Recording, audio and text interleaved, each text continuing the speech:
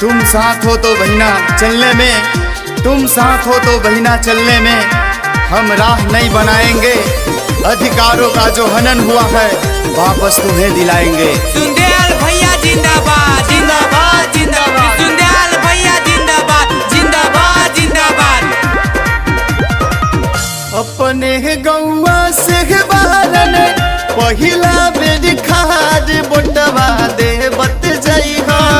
अपने गौवा से बारन पहिला बेर खाद बोटवा दे बत जाइहा।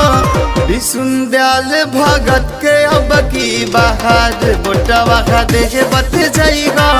विसुंदयाल भगत के अब की बाहर बोटवा दे बत जाइहा।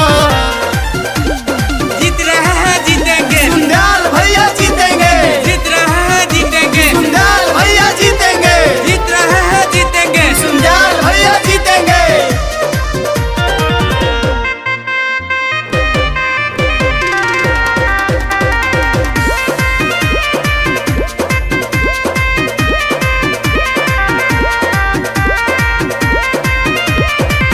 हमरो विसुंदयाल जी के सुनिला पुकार हो।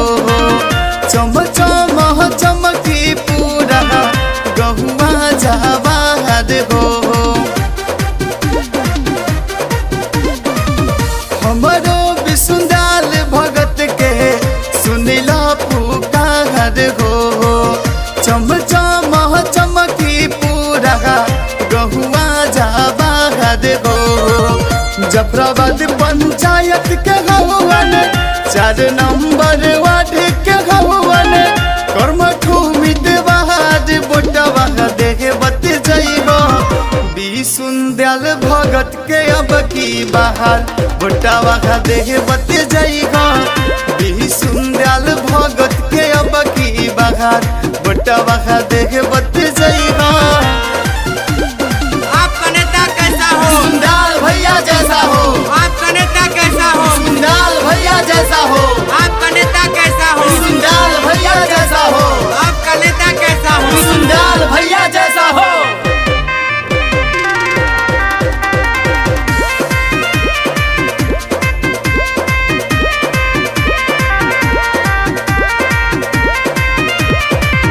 हमरो विसुंदयाल भगत जी ने कई ना सहन हो। सबको ही दे बत जाइहा एक बेरी ध्यान हो।